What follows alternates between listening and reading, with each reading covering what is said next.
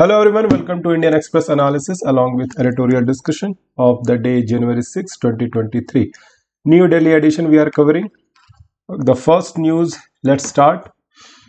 New UGC norms, foreign universities can set up campus, decide fees, repatriate funds. तो नए norms आ रहे हैं. ये person in picture UGC chairman है, university grant commission, M Jagadesh Kumar नाम है इनका.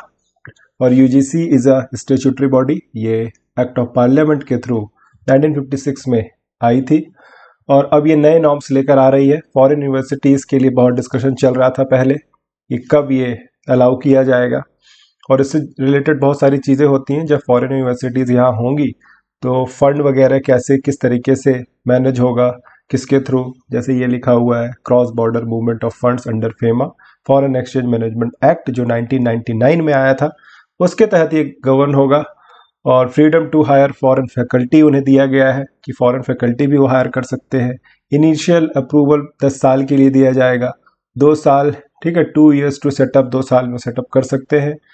और UGC can inspect campus any time, तो जैसे ऑडिट वगैरह है तो यूजीसी बॉडी कर सकती है. तो ओवरऑल जो कंट्रोल है वो यूजीसी के पास रहेगा.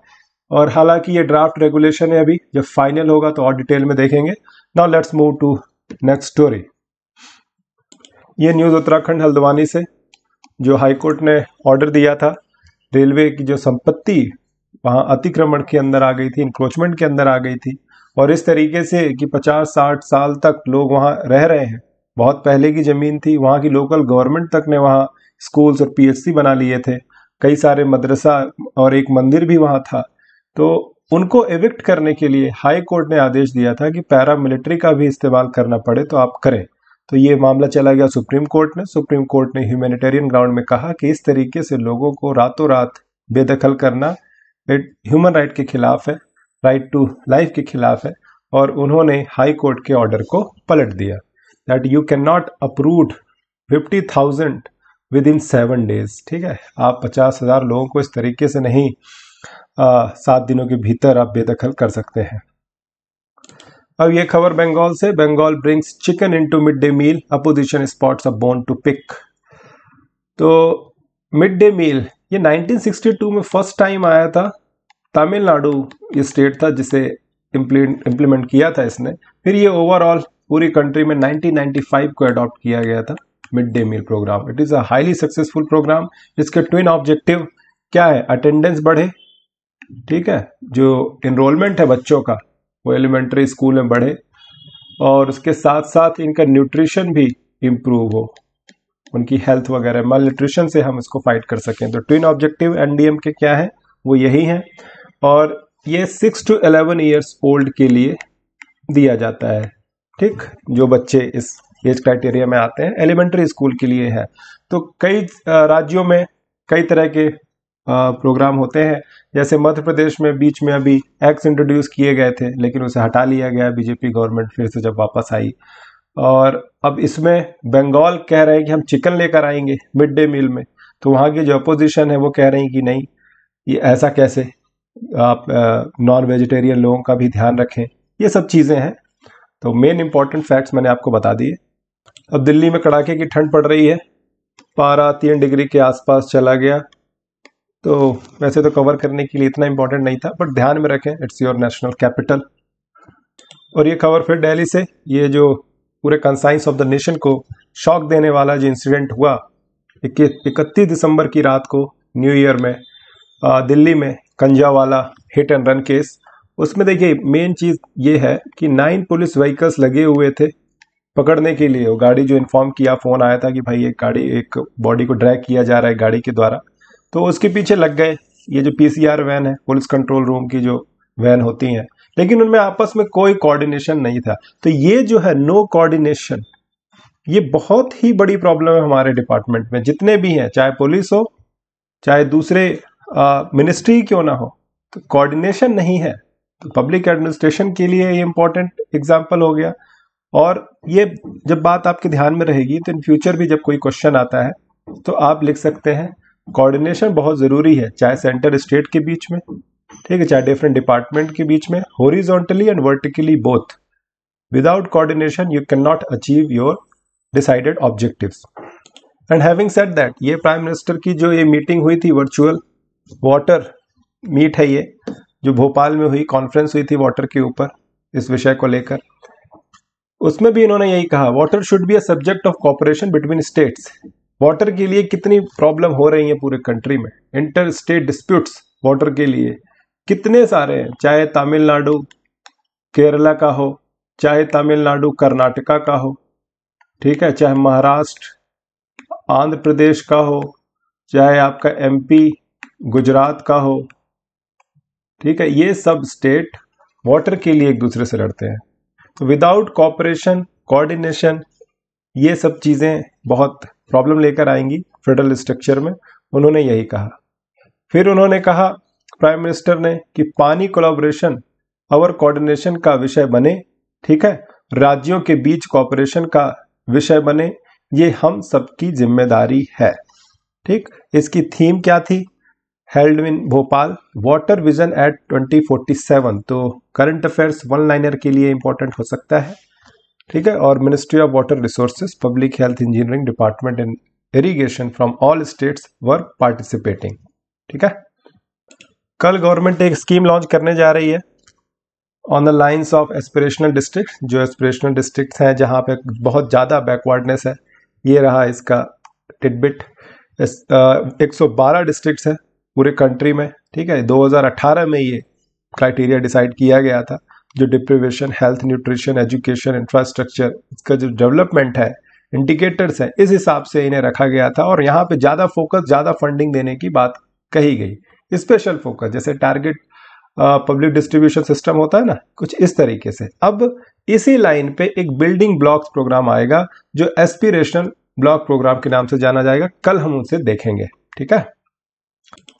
अब ये प्रवासी भारतीय दिवस जो इंदौर में होने वाला है, मध्य प्रदेश के, the cleanest city in the country, 6th year in a row, वहां पर गयाना के प्रेसिडेंट आने वाले हैं और सूरीनाम के भी, गयाना और सूरीनाम के प्रेसिडेंट आने वाले हैं प्रवासी भारतीय दिवस में। तो इनका नाम इंपॉर्टेंट हो सकता है। प्रेसिडेंट ऑफ गयाना कौन है, मोहम्मद इरफान अली, और चंद्रिका प्रसाद संतोखी, ये है सूरीनाम के प्रेसिडेंट। इन्हें कुछ अवार्ड वगैरह भी दिए जाएंगे और 2 दिन का प्रोग्राम है, we will see in detail then and there. और ये सम्मेद शिखर, झारखंड में जो प्रोटेस्ट देखने को मिला था, जैन कम्युनिटीज पूरी कंट्री से प्रोटेस्ट कर रही थी, अब सेंटर ने रोल बैक कर लिया है वो प्लान जो टूरिज्म साइट डिक्लेयर करना था उस जगह को, जिसकी वजह से उन्होंने कहा जैन कम्युनिटीज ने कि ये हमारे जो पवित्रता है उस जगह की, 24 में से 20 तीर्थंकर वहां मोक्ष प्राप्त किए थे, ये ऐसी जगह को आप टूरिज्म साइट कर देंगे तो वहां पे लोग, टूरिस्ट जानते हैं कैसे होते हैं, फोटो खिंचाओ, चाहे जैसे कचरा फेंक दो, तो सैंक्टिटी वहां पे वो डिस्ट्रॉय होगी उस जगह की, इसीलिए उसे रोल बैक किया जाना चाहिए और centre is going to do the same. फिर नेक्स्ट, ये कोरोना जो फैल रहा है, तो जो स्क्रीन लोग किए जाते हैं एयरपोर्ट में आने वाले, ठीक है, कुछ सस्पेक्टेड कंट्रीज से, वहां पर 124 लोग पॉजिटिव पाए गए और मेनली XBB वेरिएंट जो है कोरोना का, वो ज़्यादा फैल रहा है और वो बहुत कॉमन है, ये न्यूज़ बता रही है, ठीक है। लेकिन पॉजिटिविटी रेट इतना ज़्यादा नहीं है, यू कैन सी हियर 19,227 लोगों को टेस्ट किया गया, स्क्रीन किया गया, तब जाके 124 लोग पॉजिटिव पाए गए, ठीक है। तो 0.64% है, तो इतना पैनिक होने की ज़रूरत नहीं है। और जितने वेरिएंट्स हैं उसमें कुछ 11 वेरिएंट्स हैं जो फैल रहे हैं मतलब इस देश में, उसमें ये BA.5.2, BF है ना .7, ये सब है, इतना ज़्यादा डिटेल में जाने की ज़रूरत नहीं है।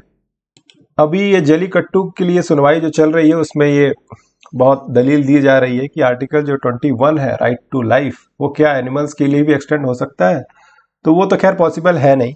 और यही हाईकोर्ट ने भी कहा। क्या हुआ, एक लड़के ने एक गाड़ी चढ़ा दी डॉग के ऊपर, तो उस पर FIR दर्ज हो गई, तो उसको रद्द कर दिया हाईकोर्ट ने, कहा कि डॉग्स आर नॉट ह्यूमंस, आप IPC की ऐसे धारा नहीं लगा सकते, सेक्शन 279, 337, ठीक है। डॉग्स तो नागालैंड जगह जैसी जगहों पे तो वो चिकन जैसे खाते हैं लोग वहाँ, तो भाई कुछ दायरा होना चाहिए। कल को पेड़ पौधे का भी राइट आप ले आएंगे, बट पीपल आर डिफरिंग, बहुत ज़्यादा जो लिबरल्स है दिस से कि नहीं, एनिमल्स के भी उतने ही राइट होने चाहिए जैसे ह्यूमंस के होते हैं। और ये डिबेट का मैटर है, बट न्यूज इज दिस। फिर next important news, centre declares TRF terrorist organisation under UAPA। 1967 में ये एक्ट आया था, unlawful activities prevention act, full form भी आप याद कर लें। और TRF द रेसिस्टेंट फ्रंट है, ये शेडो ऑर्गेनाइजेशन है, फैक्शन है किसका, लश्कर तोयबा का। ये खुद एक टेररिस्ट ऑर्गेनाइजेशन है, कश्मीर में ये ऑपरेट करते हैं और इन्हें ये बैन लगा दिया है, टेररिस्ट ऑर्गेनाइजेशन घोषित कर दिया है गवर्नमेंट ने अंडर UAPA। अब इंडियन एक्सप्रेस में खासियत ये है कि ये केस स्टडी के लिए बहुत अच्छा न्यूज़पेपर है। ये तमाम देश की खबरें लेकर आता है जो कहीं ना कहीं सिलेबस से रिलेटेड होती हैं और आपके थॉट प्रोवोकिंग ये इंसिडेंट लेकर आता है, इसीलिए इसे पढ़ना भी इंपॉर्टेंट है। जैसे amid caste debate over food at Kerala youth fest, minister announces non veg menu next year. तो क्या हुआ, वहाँ पर स्कूल फेस्ट होता है, फूड वगैरह सर्व किया जाता है, तो अब फूड को लेकर डिबेट हुई थी, तो आनन फानन में केरला गवर्नमेंट ने अनाउंस कर दिया कि अगले साल से हम नॉन वेज फूड सर्व करेंगे। और ये जो है डिबेट, जो ब्राह्मणिकल डोमिनेंस है, उसको खत्म करने के लिए, ठीक है, आपने वन साइडेड डिसीजन ले लिया, नॉन वेज फूड हम करेंगे आर पार, कोई दिक्कत नहीं है। इस तरीके से जो छुआछूत है इस सबको खत्म करेंगे, सब नॉन वेज खाओ। तो भाई जब वेजिटेरियन फूड की बात आई तो नॉन वेज वाले हर्ट हो गए कि नहीं, आप ऐसे कैसे हमें मना कर सकते हैं। आपने ब्लैंकेट तरीके से आपने कह दिया कि नहीं, non veg food, non veg menu अगले साल रहेगा। तो जो वेजिटेरियन है उनका ख्याल तो आपने रखा नहीं, उनके भी कुछ सेंटिमेंट होते हैं।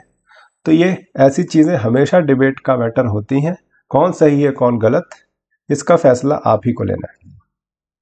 अब ये एक्सप्लेन सेक्शन से diplomacy foreign policy strategy. Myanmar में वहाँ की जो जुंटा गवर्नमेंट है, जुंटा गवर्नमेंट मीन्स जो गवर्नमेंट कू के बाद, तख्ता पलट के बाद आई मिलिट्री गवर्नमेंट, तो उसने अनाउंस किया है कि इसी साल हम इलेक्शन लेकर आएंगे। अब वो कितने पारदर्शी ट्रांसपेरेंट होंगे वो तो देखने वाली बात है, लेकिन इन्होंने क्या किया, जैसे ही ये पावर पे आए तो आंग सान सू की, जो डेमोक्रेटिक लीडर है वहाँ की, और कई सालों तक उन्होंने प्रोटेस्ट किया, लोगों की सिंपैथी जीती, और वो जब सत्ता पर आई तो मिलिट्री टेक ओवर करने के बाद उन्हें सबसे पहले तो जेल में डाल दिया 26 साल के लिए, और फिर 7 साल और जोड़ दिए गए। अभी परसों तरसों की न्यूज़ थी। Total 33 years she will be in jail और eventually she may die also.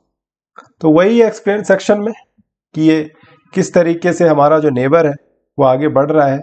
और इंडिया को कई लोगों ने कहा, जैसे आसियान कंट्रीज तक ने कहा कि भाई हमारा जो 5 पॉइंट एजेंडा है, UN रिप्रेजेंटेटिव वहाँ हो, पारदर्शी चुनाव हो, ठीक है, वहाँ की रिपोर्ट तैयार हो, ये सब चीज़ें, डिप्लोमेटिक एक्सचेंज हो, इंडिया को ऐसा फॉलो करना चाहिए। लेकिन India is practical. Should India consider ties with junta?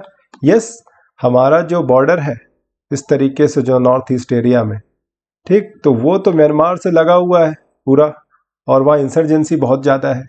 हमने जो सर्जिकल स्ट्राइक की थी वो म्यांमार को कॉन्फिडेंस में रख के की थी, तो इसीलिए हम इन्हें गुस्सा नहीं दिला सकते, हम इनके साथ कॉपरेशन चाहते हैं। Diplomacy is all about pragmatism. Chanakya ने भी यही कहा था, there is no permanent friend, there is only permanent interest in international diplomacy. Now we move to editorial discussion. Catching the bus with much needed hydrogen mission, India is making a relatively early entry into a still nascent technology domain. तो अभी आपने देख ही लिया, कल green hydrogen mission announce किया government ने, कुछ 20,000 करोड़ के आसपास, ठीक है। तो वो क्या है, हाइड्रोजन, ग्रीन हाइड्रोजन की टेक्नोलॉजी है जो यूज़ होता है अमोनिया प्रोडक्शन में, फर्टिलाइज़र वगैरह में, स्टील, सीमेंट, ऐसी जगहों पे यूज़ होता है। अगर आप फ्यूल सेल की बात करें तो फ्यूल सेल से ये पावर कर सकता है व्हीकल्स को, इसीलिए ये बहुत इम्पॉर्टेंट है कि हम इसे जल्दी हार्नेस करें और वर्ल्ड पावर बन जाए। तो हमारा जो मिशन है इट्स ऑल अबाउट, ठीक है, यहाँ पर एक पावर हाउस बनाना है और उसे एक्सपोर्ट करना है। उसके कई सारे चैलेंजेस भी हैं, जैसे ये बहुत जल्दी लीक करती है गैस, ठीक है, इसे स्टोर करना, ट्रांसपोर्ट करना बहुत डिफिकल्ट है। और जो ठीक है, इलेक्ट्रोलाइजर है, इलेक्ट्रोलाइजर ये क्या होता है, इलेक्ट्रोलिसिस करने के लिए जो उपयोग में लाया जाता है। इलेक्ट्रोलिसिस मतलब जो वाटर है तो उससे H2O से बनता है वाटर, तो H2 को अलग कर देंगे, तो जो टेक्नोलॉजी होती है उसे इलेक्ट्रोलिसिस कहते हैं। ये टेक्नोलॉजी बहुत ज़्यादा कॉस्टली है, बहुत ही ज़्यादा, और वो हमारे पास नहीं है। ठीक, तो पूरा जो इंफ्रास्ट्रक्चर है, इकोसिस्टम है, हमारे पास नहीं है, लेकिन हमने तो ये अनाउंस कर दिया। बहुत बड़ा चैलेंज है। ये आर्टिकल उसी के बारे में है, ठीक, कि कंट्रीज ने कैचिंग द बस, बस तो पकड़ ली, अभी भी ये नेसेंट टेक्नोलॉजी है, कैसे ये आगे बढ़ेगा। This article is showing the face. सबसे पहले हमने स्टार्ट किया कि कोल, पेट्रोल, नेचुरल गैस तो बहुत ज़्यादा रिलायबल नहीं, चीप है, रिलायबल भी है, लेकिन इनसे काफ़ी ज़्यादा एमिशन वगैरह होता है, इन पे क्वेश्चन उठता रहता है। न्यूक्लियर एनर्जी हमने सेवरल डिकेड से ट्राई की, बट अभी भी इसका जो कॉस्ट रिमेन्स अ कंस्टेंट, इतना ज़्यादा कॉस्ट इफेक्टिव नहीं है। अब चाहे सोलर एनर्जी ले लें, भले ही इसके जो टैरिफ्स हैं बहुत कम है आज की डेट में, लेकिन हम एक्सपोर्ट नहीं कर पा रहे हैं अपने जितने पैनल्स हैं। बहुत सारे प्रोडक्ट्स हमें जो उसमें रॉ मटेरियल्स है वो इंपोर्ट करना पड़ता है। और ये 20,000 करोड़ का मिशन जो है डोमेस्टिक कैपेबिलिटीज डेवलप करना चाहता है to produce hydrogen, an element that is readily available in nature but never alone. Nature में तो अवेलेबल है, लेकिन बहुत सारा सेग्रीगेशन में पैसा खर्च होता है। फिर उन्होंने अगले पैराग्राफ में कहा, green hydrogen produce through a clean process is rightly seen as most dependable source. देखिए, दो तरीके से ग्रीन हाइड्रोजन निकाला जाता है या हाइड्रोजन निकाला जाता है। एक तो फॉसिल फ्यूल से डायरेक्ट, नेचुरल गैस, ठीक, उससे डायरेक्ट आप निकालेंगे तो वो ग्रे हाइड्रोजन कहलाता है, ग्रे हाइड्रोजन। और जो आप फॉसिल फ्यूल से निकालें लेकिन उसे प्रोसेस करें, कार्बन सिक्वेस्ट्रेशन टेक्नोलॉजी कुछ लगाएं और उससे फिर आप अगर ये निकालते हैं H2 ओनली, नॉट O, तो ये हो जाता है ग्रीन हाइड्रोजन, और यहाँ पे हम इंटरेस्टेड हैं। ठीक है, तो ये भी क्वेश्चन आ सकता है प्रीलिम में। उन्होंने कहा, even though the technology to produce hydrogen in an emission free manner is not yet mature, cost effective, ठीक है, it features prominently in several countries strategies. बहुत सारी कंट्रीज हैं जो ट्राई कर रही हैं, है ना, ये हम केवल अकेले नहीं हैं। अभी आज ही की न्यूज़ है, WTO पे गवर्नमेंट ऑफ इंडिया ने एक चीज़ वहाँ पे सवाल खड़ा किया कि जो डेवलप्ड कंट्रीज़ हैं ग्रीन हाइड्रोजन के लिए बहुत ज़्यादा सब्सिडी दे रही हैं, वो वायलेशन है WTO की। जो एम्बर ग्रीन सब्सिडी जो होती है ना, ब्लू, इन सब्सिडी में जो परमिसिबल सब्सिडी है वो उसके खिलाफ है। तो ये भी केस कुछ दिन में प्रोमिनेंट होगा। I hope we will cover that also. ठीक, तो ये कह रहे हैं the technology to harness energy was available but wasn't economical. वही बार बार इकोनॉमिकल बात हो रही है कि अवेलेबल थी टेक्नोलॉजी पहले भी, लेकिन बहुत ज़्यादा कॉस्टली है ये। फिर पिछले 5 सालों में क्या इंप्रूवमेंट आया, मैसिव डिमांड बढ़ी कंट्रीज लाइक चाइना में। Prices of solar photovoltaic sales came down to 80-90%, suddenly making solar energy an extremely attractive proposition. India joined the solar revolution after the prices had come down. While India is now one of the biggest players in solar energy, most of the raw materials components are imported. वही मैंने बताया कि China में बहुत ज़्यादा demand बढ़ गई और ऐसा लगा कि इट्स नेक्स्ट बिग थिंग, और वाकई है, सोलर एनर्जी ही सॉल्यूशन है। कहीं ना कहीं हमको देखना पड़ेगा इस पूरा जो सिस्टम है, इकोसिस्टम है, उसमें फिर से रिव्यू करना पड़ेगा, but solar energy is the solution. But the problem is we are not able to export raw materials और कंपोनेंट्स, हम सब इंपोर्ट ही कर रहे हैं। I already told you. फिर क्या हुआ कि with the hydrogen mission India is making a relatively early entry, पहले ही सब शुरुआत कर रहा है, but early bird catches the worm, जो पहले शुरुआत करेगा उसे ज़्यादा फायदा होगा। ये तो सही बात है। It is reassuring to see that bulk of financial allocation for the mission is gear toward developing domestic manufacturing of electrolysers equipment. हालांकि ये नहीं बताया गया कि कितना पैसा इलेक्ट्रोलाइजर डेवलपमेंट पे लगाएंगे, बट उन्होंने कहा कि हम ऐसा करेंगे, बहुत सारा पैसा देंगे, इक्विपमेंट बनाएंगे जो वाटर मॉलिक्यूल्स जो है उससे हाइड्रोजन को सेपरेट कर सके। फिर a substantial part of money कहाँ जाएगा, R&D एक्टिविटीज में जाएगा। तो it is important not to miss the bus this time. हमें ये एक्चुअली कहना क्या चाह रहे हैं कि जो सोलर एनर्जी का डिमांड चाइना में बढ़ रहा था उस टाइम पे हमने ध्यान नहीं दिया। जब चाइना ने शुरुआत की थी इस टाइम पे, डोमेस्टिक मैन्युफैक्चरिंग जो हम इंपोर्ट कर रहे हैं वो भी बनाना शुरू कर दिया चाइना ने, तब हमने ज़्यादा ध्यान नहीं दिया। फिर सडनली हम शुरू हो गए सोलार सोलार सोलार। अब इस टाइम ग्रीन हाइड्रोजन मिशन में ऐसा कुछ ना हो, तो इसीलिए जो डिसीजन है उसको इस एडिटोरियल ने जस्टिफाई किया है कि ये जो ग्रीन हाइड्रोजन मिशन है इट्स अ वेलकम मूव। फिर इकोनॉमी न्यूज़ में कुछ इतना खास नहीं।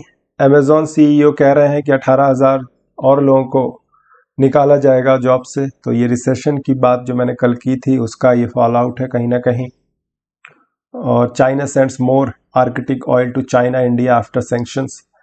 अब वो सैंक्शन किस बात हो रही है, जो प्राइस कैप लगाया गया था G7 countries plus European union Australia, इन्होंने प्राइस कैप लगा दिया कि $60, ठीक है, पर बैरल। एक बैरल में 158 लीटर्स ऑयल होता है ऑलमोस्ट, तो इससे ज़्यादा आप नहीं बेच सकते। लेकिन इत्तेफाक देखिए, जब से ये लगा है प्राइस कैप, रशिया ने सबसे ज़्यादा तेल बेच दिया अभी तक चाइना इंडिया में। तो ये कहीं ना कहीं फेल होना था, वो तो मैंने पहले ही बता दिया था आपको, आर्टिकल भी यही सजेस्ट कर रहे थे कि इट वॉज नॉट सस्टेनेबल। और वर्ल्ड न्यूज़ में पुतिन ने ऑर्डर किया सीज फायर, भाई शांति रखो 36 घंटे के लिए, फिर आग उगलना, है ना, यूक्रेन वॉर में। एर्डोगन, टर्की के जो प्रेसिडेंट है, उन्होंने कहा कि हम मीडिएट करने को तैयार हैं। तो कई लोग तैयार थे, इंडिया खुद था, लेकिन जो ऑब्जेक्टिव नहीं जब तक पूरा होगा पुतिन का, ही विल नॉट स्टॉप। फिर है Yunis served longest sentence of any Palestinian. तो ये पर्सन इन न्यूज़ इंपॉर्टेंट हो सकते हैं। 40 साल का जो सेंटेंस है उसको ख़त्म करके करीम यूनिस को रिहा किया गया। और ये पर्सन इन न्यूज़ फिर से नोबेल पीस प्राइज विनर बियाल यात्स्की, जो बंद है जेल में, ठीक है, 12 साल जेल में वो उन्होंने ट्रायल चल रहा है। नोबेल लॉरिएट हैं ये, नोबेल प्राइज़ विजेता। बेलारूस में प्रेसिडेंट के खिलाफ उन्होंने कुछ प्रदर्शन वगैरह किया था, तो ये भी पर्सन इन न्यूज़ हो सकता है इंपॉर्टेंट। बेलारूस कहाँ है उसे थोड़ा देख लेते हैं। Now you can see on screen, Belarus means उसकी कैपिटल है और रशिया का ये पड़ोसी देश है, ठीक है, और बहुत ज़्यादा करीब है ये रशिया के। इसी की मदद से ये यूक्रेन में अपने पांव फैलाता जा रहा है रशिया, ठीक है। तो इसके पोलैंड भी यहाँ है, इसका पड़ोसी देश, और ये रशिया का पार्ट, रशिया का कुछ पार्ट जैसे यहाँ पे भी है और यहाँ पे भी है, तो इसके भी नज़दीक है। लिथुआनिया, लातविया, एस्टोनिया, ये सब पहले यूएसएसआर के पार्ट थे, ठीक है, यूएसएसआर। और ये 1991 में जब डिसइंटीग्रेट हुआ, जब बिखर गया, तो ये सब अलग अलग देश बन गए। तो उसमें से एक बेलारूस भी था। यूक्रेन और रशिया का ये देखिए पड़ोसी देश है ये, और लैंडलॉक्ड कंट्री है, ये भी याद रखिएगा। इसे कोई ना बाल्टिक सी टच हो रहा है ना ब्लैक सी टच हो रहा है, ठीक, तो ये भी माइंड में बैठा लें आप। अब चाइना के लिए WHO ने कोई कंसर्न उठाया था कि भाई अपने डेथ रिपोर्टिंग आप ढंग से नहीं कर रहे हो, डेटा वगैरह प्रोवाइड नहीं कर रहे हो, तो ये ऐसा नहीं चलेगा, है ना। Finally they had this gravitas to say that. पता नहीं अभी तक सो रहे थे। WHO बायस्ड है ऐसा लोग कहते हैं, अब इसमें कितनी सच्चाई है। तो उन्होंने फिर भी जो कहा वो चाइना ने सुना, चाइना ने अब डेटा दिया है, ठीक है, रिपोर्टिंग में जो गैप आ गया था उसके बाद, और नियरली 50% जो सर्ज है एक वीक में देखने को मिला, लीडिंग टू 1 जनवरी। और ठीक है, तो इसी के साथ आज का एडिटोरियल डिस्कशन और न्यूज़पेपर एनालिसिस यहीं पे खत्म होता है। कल फिर मिलेंगे नए एडिशन के साथ, तब तक के लिए thank you so much, have a wonderful day.